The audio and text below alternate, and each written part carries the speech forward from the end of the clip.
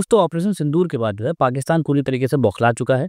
उसको नहीं समझ में आ रहा है कि वो किस तरीके से रिस्पॉन्स दे, वो बात करे भारत से या युद्ध करे। वो बिल्कुल क्लूलेस हो चुका है, उसे समझ में नहीं आ रहा है कि वो क्या करना चाह रहा है। उसके मंत्री कुछ बोल रहे हैं, उसके प्रधानमंत्री कुछ बोल रहे हैं, उसके नेता कुछ बोल रहे हैं, लेकिन उसके जो रिस्पॉन्स है वो अलग हैं, उसकी बातें अलग हैं। तो किसी भी तरीके का उनके जो मन में आ रहा है वो स्टेटमेंट दे रहे हैं और पाकिस्तान जो है भारत पे लगातार अटैक किए जा रहा है। दोस्तों, समझते हैं इस वीडियो में हम लोग कि भारत और पाकिस्तान के बीच में क्या वॉर सही में डिक्लेयर हो गया है या हमें ऐसी क्या चीज़ें हैं जो जाननी ज़रूरी हैं जो दोनों देशों के मध्य चल रही हैं। तो सबसे पहले समझते हैं ऑपरेशन सिंदूर के बारे में कि ऑपरेशन सिंदूर बेसिकली क्या था। तो ऑपरेशन सिंदूर जो है 6 से 7 मई के बीच की जो रात थी, 1:05 पे हमारी जो इंडियन आर्म फोर्स है, उसने पाकिस्तान के और जम्मू एंड कश्मीर के जो पीओके वाला एरिया है, उन दोनों क्षेत्रों को मिला के टोटल 9 साइट्स पे जो आतंकवादी संगठनों के जो ठिकाने बताए जा रहे हैं, उस पे जो है भारत ने अटैक किया। इस टोटल जो 9 साइट्स में से 5 साइटें जो थी वो जम्मू कश्मीर में जो पाक ऑक्यूपाइड वाला कश एरिया है और 4 साइटें जो हैं वो पाकिस्तान में पड़ती हैं, जिसमें जो है लश्कर-ए-तैयबा और जैश-ए-मोहम्मद जैसे बड़े-बड़े आतंकवादी संगठनों के ठिकाने बताए जा रहे हैं। ये ऑपरेशन सिंदूर बेसिकली जो पहलगाम का जो अटैक हुआ था 22 अप्रैल 2025 को, उसके रिस्पॉन्स में जो है भारत ने किया और इस ऑपरेशन के थ्रू भारत ने ये दिखाने का प्रयास किया कि भारत जो है अपने देश में किसी भी तरीके का आतंकवादी हमला नहीं सहेगा।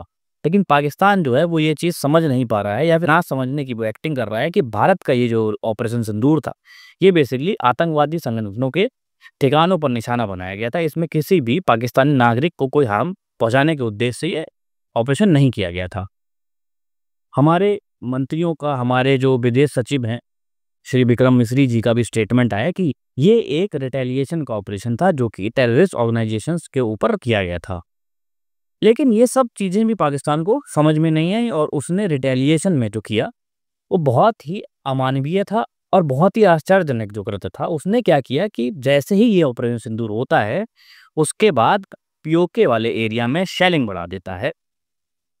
शेलिंग में जो है वो जम्मू कश्मीर का एक क्षेत्र है पुंछ, वहाँ पर जो है वो अटैक करना चालू कर देता है। उसमें जो है हमारे सिविलियंस की जान जाती है। इसमें आप ये देख सकते हैं इस आर्टिकल में कि पाक आर्मी की शेलिंग से 15 जो है सिविलियंस की जान जाती है। तो इस तरीके से जो रिटेलिएशन आता है पाकिस्तान का, उसके बाद जो है हमारे जो विक्रम मिस्री जी हैं, उनने फिर स्टेटमेंट दिया कि ये जो है एक मेजर्ड, नॉन एस्केलेटरी, प्रोपोर्शनेट और रिस्पॉन्सिबल एक हमारा मिशन था। इसमें किसी भी पाकिस्तान के डिफेंस सिस्टम को, पाकिस्तान की आर्मी को, पाकिस्तान के सिविलियंस को कोई भी हमने हार्म पहुंचाने के उद्देश्य से ऐसा कुछ नहीं किया, ना ही ऐसा कुछ हुआ भी है। इतना सब क्लैरिफिकेशन के बाद भी पाकिस्तान माना नहीं और पाकिस्तान जो है लगातार अटैक पे अटैक किया जा रहा है। उसका जो है भुगतान भी उसको करना पड़ रहा है। ये आप ट्वीट देख सकते हैं, इसमें आप क्लियरली देख सकते हैं कि भारत का जो जम्मू, पठानकोट और उधमपुर वाले जो क्षेत्र हैं, वहाँ पे जो है पाकिस्तान के द्वारा 8 मई को रात के 8 बजे के आसपास जो है वो ड्रोन अटैक किए गए और मिसाइल अटैक किए गए, जिसको हमारे डिफेंस सिस्टम जो S-400 है, उसने जो है सारे इनके जो भी हमले थे, सारे इनके जो भी ड्रोन अटैक्स थे, उसको मार गिराया है। कोई भी नुकसान हमारे देश को नहीं हुआ है। इससे पहले अगर हम 7 मई की भी बात करें तो रात के 1 बजे के बाद भी अमृतसर में, जम्मू कश्मीर में, गुजरात के कुछ शहरों में और राजस्थान के कुछ शहरों में इसी तरीके की हरकत की गई थी पाकिस्तान के द्वारा। ये जो एटमॉस्फेयर पाकिस्तान द्वारा क्रिएट किया गया, इससे जो है पाकिस्तान को बहुत ज़्यादा नुकसान उठाना पड़ा है और भारत की आर्मी भी जो है इस पर करारा जवाब दे रही है। भारत की आर्मी ने क्या किया है वो भी समझ लेते हैं। पाकिस्तान की जो F-16 और JF-17 जो फाइटर जेट है, भारत ने उसको मार गिराया है और सुनने में ऐसा भी आ रहा है कि जो एक पायलट है पाकिस्तान का, वो हमारे भारत के कब्जे में आ चुका है। तो जब इस तरीके की चीज़ें, जब drone attack, missile attack Pakistan के द्वारा किए गए, तो हमारी जो आर्मी है उसने भी जो है रिटेलिएशन में जवाबी कार्रवाई की। शुरुआत में जो है 100 मिसाइलें जो हैं पाकिस्तान के बड़े-बड़े शहरों में, अगर मैं उनके नाम बताऊँ तो उसमें लाहौर आता है, ठीक है? इस्लामाबाद भी आ गया, कराची हो गया, रावलपिंडी हो गया। ये सारे जो शहर हैं इस पे जो है भारत ने अटैक किया, क्योंकि पाकिस्तान भी जो है हमारे जो हाई सिटी हैं जहाँ पे सिविलियंस रह रहे हैं उसको जो है टारगेट बनाने का ट्राई कर रहा है पाकिस्तान, जो कि एक बहुत ही अमानवीय कृत्य माना जा रहा है। इसके रिटेलिएशन में हमारी भारतीय सेना ने भी मुंहतोड़ जवाब दिया है। इसके आगे समझिए। उसके बाद जो है इंडियन आर्म फोर्सेस ने, जो हमारे भारत की जो नौसैनिक बल हैं, उन्होंने जो है पाकिस्तान के एक एयर डिफेंस सिस्टम है अवाक, जिसको अवाक बोला जाता है, उसको भी जो है पूरी तरीके से ध्वस्त कर दिया है, पूरी तरीके से नेस्तनाबूद कर दिया है। ये जो पाकिस्तान की जो कायरतापूर्ण हरकतें हैं, जो हमारे सिविलियंस को अटैक करना चाह रही थी, हमारे जो बेस को अटैक करना चाह रही थी, उसका जवाब पाकिस्तान को मिल गया है।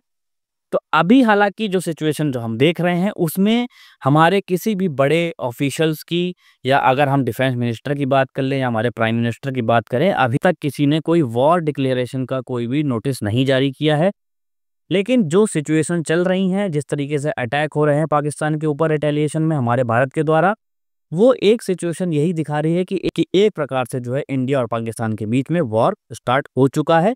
जो ओपन जो वॉर होता है, अभी तक तो रिटेलिएशन था भारत की तरफ से, और पाकिस्तान जो है शेलिंग बढ़ा के अपना रिटेलिएशन दिखा रहा था। लेकिन जो 7 तारीख को उसने जो हरकत करी है, और 8 मई को जो उसने हरकत करी है कुछ समय पहले ही, उससे जो है इन दोनों देशों के मध्य, यानी कि भारत और पाकिस्तान के मध्य जो है टेंशन को बढ़ा दिया गया है, जिससे कि पाकिस्तान को बहुत ज़्यादा नुकसान उठाना पड़ रहा है। कराची जो पोर्ट है उसको भी पूरी तरीके से ध्वस्त कर दिया है। लाहौर का शहर भी पूरी तरीके से जल रहा है। इस्लामाबाद में भी जो है भारत ने अटैक किए हैं, ठीक है। रावलपिंडी में भी जो है भारत ने अटैक किए हैं। बहावलपुर, ये सारे जितने भी बड़े-बड़े जो शहर हैं पाकिस्तान के, उन सारे शहरों पे भारत ने फुल फ्लेज अटैक किया है, फुल फोर्स के साथ अटैक किया है। अब जब ये सिनेरियो क्रिएट हो ही गया है, वॉर लाइक सिचुएशन हमारे सामने आ गई है, अब हमको क्या करना चाहिए? हमको सबसे पहले फेक न्यूज़ से बचना चाहिए, क्योंकि कई दिनों से जब से पहलगाम का अटैक हुआ है और भारत के रिटेलिएशन की जो है खबरें बाहर आ रही हैं, उसके बाद से ही जो है पाकिस्तान फेक न्यूज़ फैला रहा है। झूठी खबरों के माध्यम से जो है वो भारत में टेंशन का माहौल पैदा करना चाह रहा है। हमें बस यही करना है कि हमें कोई भी न्यूज़ शेयर करने से पहले उसके सोर्स की पुष्टि कर लेनी चाहिए, उसकी रिलायबिलिटी की पुष्टि कर लेनी चाहिए, क्योंकि ये जो आप जो न्यूज़ देख रहे हैं वो कितनी सच्ची है, उसमें कितनी सच्चाई है। तो हमको कोई भी पैनिक नहीं करना है अभी, अपने इंडियन आर्मी पर भरोसा रखिए, वो सब अच्छे से डील कर रहे हैं। किसी भी तरीके का कोई भी अगर अटैक हो रहा है पाकिस्तान की तरफ से, चाहे वो ड्रोन अटैक हो, चाहे वो मिसाइल अटैक हो, उस सब का जवाब जो है हमारी भारतीय आर्मी दे रही है, भारतीय सेना दे रही है। तो हमें अभी किसी भी तरीके से घबराने की ज़रूरत नहीं है, और किसी भी तरीके की कोई मिस इन्फॉर्मेशन ना फैलाओ, जिससे भारत का माहौल ख़राब हो सकता है, आपके आस-पास का माहौल ख़राब हो सकता है। बस अभी आपको कोई भी सोर्स, अगर आपको कोई भी न्यूज़ दिख रही हो, तो बस उसका फैक्ट चेक कर लेना कि वो कितनी सच्ची है। किसी भी तरीके के र्यूमर पे ध्यान ना देना, अपनी आर्मी पे भरोसा रखो, भारत की विजय होगी और पाकिस्तान जो है वो नक्शे से ख़त्म हो सकता है। बहुत जल्दी आपको ये सुनने में आ जाएगा। अगर पाकिस्तान अपनी हरकतों से बाज नहीं आता है, तो भारत पाकिस्तान को ख़त्म करके ही मानेगा। तो इस वीडियो में इतना ही था। सभी लोग अपना ध्यान रखो। मिलते हैं नेक्स्ट वीडियो में। जय हिंद, जय भारत।